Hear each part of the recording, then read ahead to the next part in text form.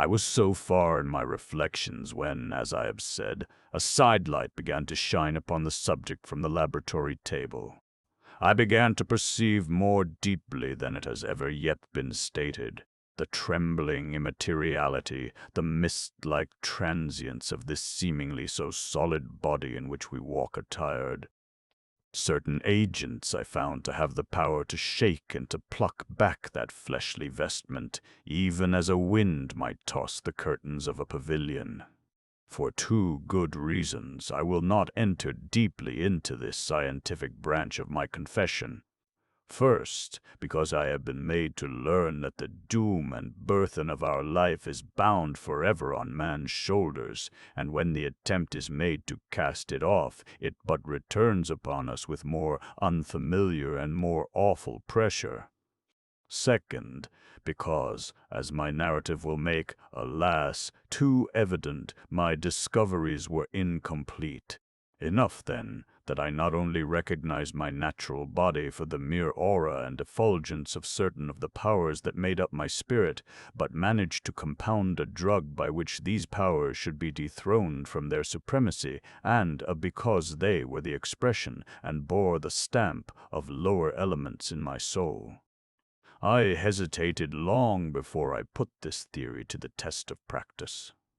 I knew well that I risked death, for any drug that so potently controlled and shook the very fortress of identity might, by the least scruple of an overdose, or at the least inopportunity in the moment of exhibition, utterly blot out that immaterial tabernacle which I looked to it to change. But the temptation of a discovery so singular and profound at last overcame the suggestions of alarm.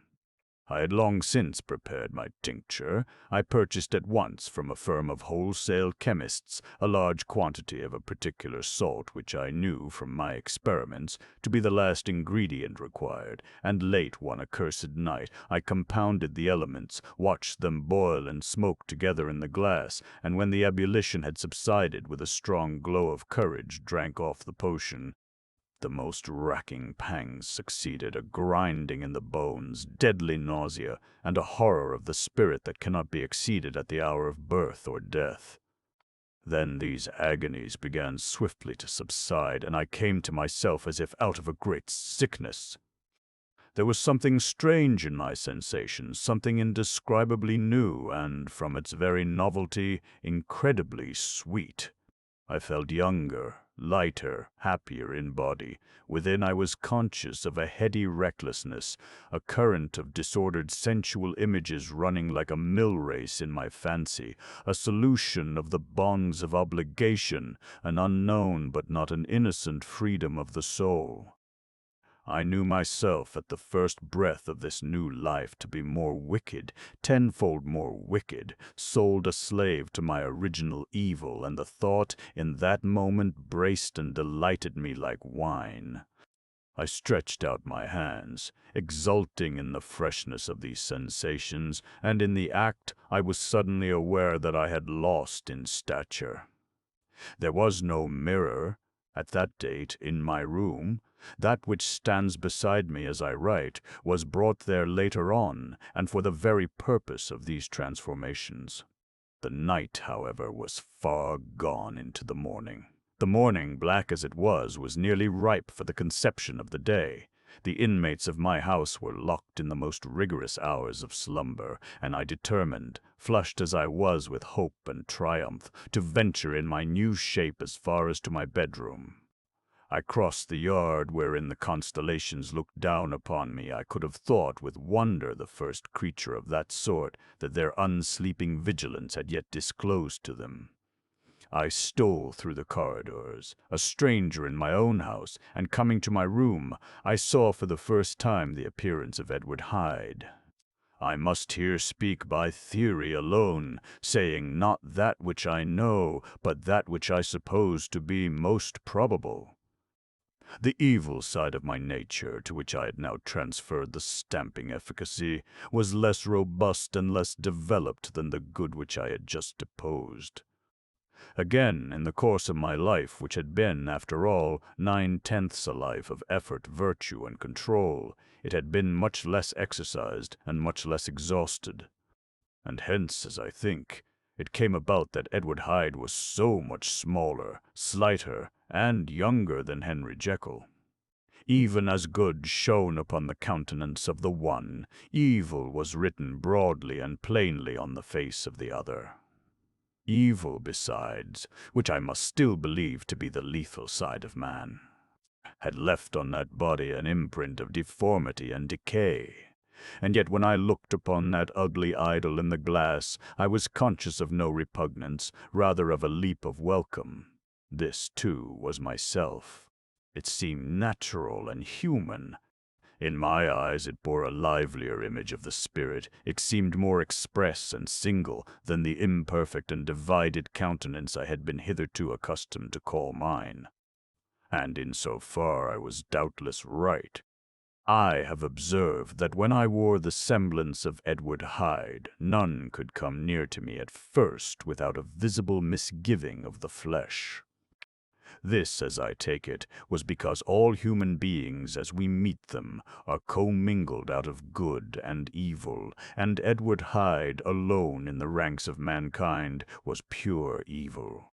I lingered but a moment at the mirror. The second and conclusive experiment had yet to be attempted. It yet remained to be seen if I had lost my identity beyond redemption and must flee before daylight from a house that was no longer mine, and hurrying back to my cabinet, I once more prepared and drank the cup, once more suffered the pangs of dissolution, and came to myself once more with the character, the stature, and the face of Henry Jekyll. That night I had come to the fatal crossroads. Had I approached my discovery in a more noble spirit, had I risked the experiment while under the empire of generous or pious aspirations, all must have been otherwise, and from these agonies of death and birth I had come forth an angel instead of a fiend. The drug had no discriminating action. It was neither diabolical nor divine. It but shook the doors of the prison house of my disposition, and like the captives of Philippi, that which stood within ran forth. At that time my virtue slumbered, my evil, kept awake by ambition, was alert and swift to seize the occasion, and the thing that was projected was Edward Hyde.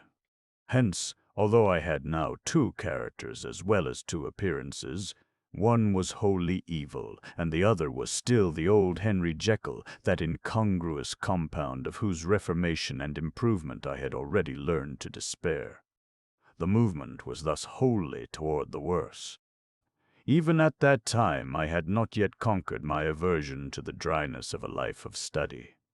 I would still be merrily disposed at times, and as my pleasures were, to say the least, undignified, and I was not only well known and highly considered, but growing toward the elderly man. This incoherency of my life was daily growing more unwelcome. It was on this side that my new power tempted me until I fell in slavery. I had but to drink the cup, to doff at once the body of the noted professor, and to assume, like a thick cloak, that of Edward Hyde. I smiled at the notion. It seemed to me at the time to be humorous, and I made my preparations with the most studious care. I took and furnished that house in Soho, to which Hyde was tracked by the police, and engaged as housekeeper a creature whom I well knew to be silent and unscrupulous. On the other side, I announced to my servants that a Mr. Hyde, whom I described, was to have full liberty and power about my house in the square, and to parry mishaps. I even called and made myself a familiar object in my second character. I next drew up that will to which you so much objected, so that if anything befell me in the person of Dr. Jekyll, I could enter on that of Edward Hyde without pecuniary loss. And thus fortified, as I supposed, on every side, I began to profit by the strange immunities of my position. Men have before hired bravos to transact their crimes, while their own person and reputation sat under shelter. I was the first that ever did so for his pleasures. I was the first that could thus plod in the public eye with a load of genial respectability, and in a moment like a schoolboy, strip off these lendings and spring headlong into the sea of liberty. But for me, in my impenetrable mantle, the safety was laboratory door. Give me but a second or two to mix and swallow the draught that I had always standing ready, and whatever he had done, Edward Hyde would pass away like the stain of breath upon a mirror, and there in his stead, quietly at home, trimming the midnight lamp in his study, a man who could afford to laugh at suspicion, would be Henry Jekyll. The pleasures which I made haste to seek in my disguise were, as I have said, undignified. I would scarce use a harder term. But in the hands of Edward Hyde they soon began to turn toward the monstrous. When I would come back from these excursions, I was often plunged into a kind of wonder at my vicarious depravity. This familiar that I called out of my own soul and sent forth alone to do his good pleasure was a being inherently malign and villainous, his every act and thought centered on self, drinking pleasure with bestial avidity from any degree of torture to another, relentless like a man of stone. Henry Jekyll stood at times aghast before the acts of Edward Hyde, but the situation was apart from ordinary laws, and insidiously relaxed the grasp of conscience. It was Hyde, after all, and Hyde alone, that was guilty. Jekyll was no worse. He woke again to his good qualities, seemingly unimpaired. He would even make haste, where it was possible, to undo the evil done by Hyde. And thus his conscience slumbered. Into the details of the infamy at which I thus connived, for even now I can scarce grant that I committed it. I have no design of entering. I mean but to point out the warnings and the successive steps with which my chastisement approached. I met with one accident which, as it brought on no consequence, I shall no more than mention. An act of cruelty to a child aroused against me the anger of a passer-by, whom I recognized the other day in the person of your kinsman. The doctor and the child's family joined him. There were moments when I feared for my life, and at last, in order to pacify their too just resentment, Edward Hyde had to bring them to the door and pay them in a check drawn in the name of Henry Jekyll. But this danger was easily eliminated from the future by opening an account at another bank in the name of Edward Hyde himself. And when, by sloping my own hand backward, I had supplied my double with a signature, I thought I sat beyond the reach of fate. Some 2 months before the murder of Sir Danvers, I had been out for one of my adventures, had returned at a late hour, and woke the next day in bed with somewhat odd sensations. It was in vain I looked about me, in vain I saw the decent furniture and tall proportions of my room in the square, in vain that I recognized the pattern of the bed curtains and the design of the mahogany frame. Something still kept insisting that I was not where I was, that I had not wakened where I seemed to be, but in the little room in Soho where I was accustomed to sleep in the body of Edward Hyde. I smiled to myself and, in my psychological way, began lazily to inquire into the elements of this illusion, occasionally, even as I did so, dropping back into a comfortable morning doze. I was still so engaged when, in one of my more wakeful moments, my eyes fell upon my hand. Now the hand of Henry Jekyll, as you have often remarked, was professional in shape and size. It was large, firm, white, and comely. But the hand which I now saw, clearly enough, in the yellow light of a mid-London morning, lying half shut on the bedclothes, was lean, corded, knuckly, of a dusky pallor and thickly shaded with a swart growth of hair. It was the hand of Edward Hyde. I must have stared upon it for near half a minute, sunk as I was in the mere stupidity of wonder, before terror woke up in my breast as sudden and startling as the crash of cymbals, and bounding from my bed I rushed to the mirror. At the sight that met my eyes, my blood was changed into something exquisitely thin and icy. Yes, I had gone to bed, Henry Jekyll. I had awakened Edward Hyde. How was this to be explained? I asked myself, and then, with another bound of terror, how was it to be remedied? It was well on in the morning. The servants were up, all my drugs were in the cabinet, a long journey down 2 pairs of stairs, through the back passage, across the open court, and through the anatomical theater, from where I was then standing horror-struck. It might indeed be possible to cover my face, but of what use was that, when I was unable to conceal the alteration in my stature? And then, with an overpowering sweetness of relief, it came back upon my mind that the servants were already used to the coming and going of my own size, had soon passed through the house, where Bradshaw stared and drew back at seeing Mr. Hyde at such an hour, and in such a strange array, and 10 minutes later Dr. Jekyll had returned to his own shape and was sitting down, with a darkened brow, to make a feint of breakfasting. Small indeed was my appetite. This inexplicable incident, this reversal of my previous experience, seemed, like the Babylonian finger on the wall, to be spelling out the letters of my judgment, and I began to reflect more seriously than ever before on the issues and possibilities of my double existence. That part of me which I had the power of projecting had lately been much exercised and nourished.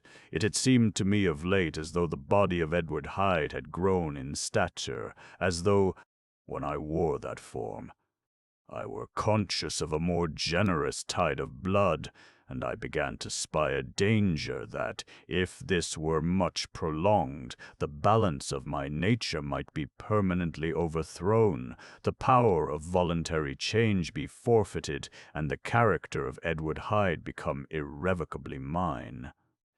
The power of the drug had not been always equally displayed. Once, very early in my career, it had totally failed me. Since then I had been obliged on more than one occasion to double, and once, with infinite risk of death, to treble the amount, and these rare uncertainties had cast hitherto the sole shadow on my contentment. Now, however, and in the light of that morning's accident, I was led to remark that whereas in the beginning the difficulty had been to throw off the body of Jekyll, it had of late gradually but decidedly transferred itself to the other side. All things therefore seemed to point to this, that I was slowly losing hold of my original and better self, and becoming slowly incorporated with my second and worse. Between these two I now felt I had to choose. My two natures had memory in common, but all other faculties were most unequally shared between them. Jekyll, who was composite, now with the most sensitive apprehensions, now with a greedy gusto, projected and shared in the pleasures and adventures of Hyde. But Hyde was indifferent to Jekyll, or but remembered him as the mountain bandit remembers the cavern in which he conceals himself from pursuit. Jekyll had more than a father's interest, Hyde had more than a son's indifference. To cast in my lot with Jekyll was to die to those appetites which I had long secretly indulged and had of late begun to pamper. To cast it in with Hyde was to die to 1,000 interests and aspirations, and to become, at a blow and forever, despised and friendless. The bargain might appear unequal, but there was still another consideration in the scales, for while Jekyll would suffer smartingly in the fires of abstinence, Hyde would be not even conscious of all that he had lost. Strange as my circumstances were, the terms of this debate are as old and commonplace as man. Much the same inducements and alarms cast the die for any tempted and trembling sinner, and it fell out with me, as it falls with so vast a majority of my fellows, that I chose the better part, and was found wanting in the strength to keep to it. Yes, I preferred the elderly and discontented doctor, surrounded by friends and cherishing honest hopes, and bade a resolute farewell to the liberty, the comparative youth, the light step, leaping impulses, and secret pleasures that I had enjoyed in the disguise of Hyde. I made this choice perhaps with some unconscious reservation, for I neither gave up the house in Soho, nor destroyed the clothes of Edward Hyde, which still lay ready in my cabinet. For 2 months, however, I was true to my determination. For 2 months I led a life of such severity as I had never before attained to, and enjoyed the compensations of an approving conscience. But time began at last to obliterate the freshness of my alarm. The praises of conscience began to grow into a thing. Of course, I began to be tortured with throes and longings as of Hyde struggling after freedom, and at last, in an hour of moral weakness, I once again compounded and swallowed the transforming draught. I do not suppose that, when a drunkard reasons with himself upon his vice, he is once out of 500 times affected by the dangers that he runs through his brutish, physical insensibility. Neither had I, long as I had considered my position, made enough allowance for thee were the leading characters of Edward Hyde. Yet it was by these that I was punished. My devil had been long caged, he came out roaring. I was conscious, even when I took the draught, of a more unbridled, a more furious propensity to ill. It must have been this, I suppose, that stirred in my soul that tempest of impatience with which I listened to the civilities of my unhappy victim. I declare, at least, before God, no man morally sane could have been guilty of that crime upon so pitiful a provocation, and that I struck in no more reasonable spirit than that in which a sick child may break a plaything. But I had voluntarily stripped myself of all those balancing instincts by which even the worst of us continues to walk with some degree of steadiness among temptations, and in my case, to be tempted, however slightly, was to fall. Instantly the spirit of hell awoke in me and raged. With a transport of glee I mauled the unresisting body, tasting delight from every blow, and it was not till weariness had begun to succeed that I was suddenly, in the top fit of my delirium, struck through the heart by a cold thrill of terror. A mist dispersed, I saw my life to be forfeit, and fled from the scene of these excesses, at once glorying and trembling, my lust of evil gratified and stimulated, my love of life screwed to the topmost peg. I ran to the house in Soho, and, to make assurance doubly sure, destroyed my papers. Thence I set out through the lamplit streets, in the same divided ecstasy of mind, gloating on my crime, light-headedly devising others in the future, and yet still hastening and still hearkening in my wake for the steps of the avenger. Hyde had a song upon his lips as he compounded the draught, and as he drank it, pledged the dead man. The pangs of transformation had not done tearing him, before Henry Jekyll, with streaming tears of gratitude and remorse, had fallen upon his knees and lifted his clasped hands to God.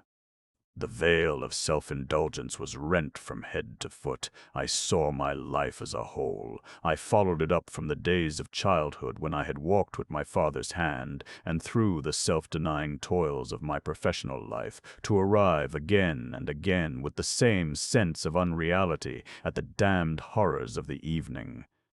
I could have screamed aloud. I sought with tears and prayers to smother down the crowd of hideous images and sounds with which my memory swarmed against me, and still, between the petitions, the ugly face of my iniquity stared into my soul. As the acuteness of this remorse began to die away, it was succeeded by a sense of joy. The problem of my conduct was solved.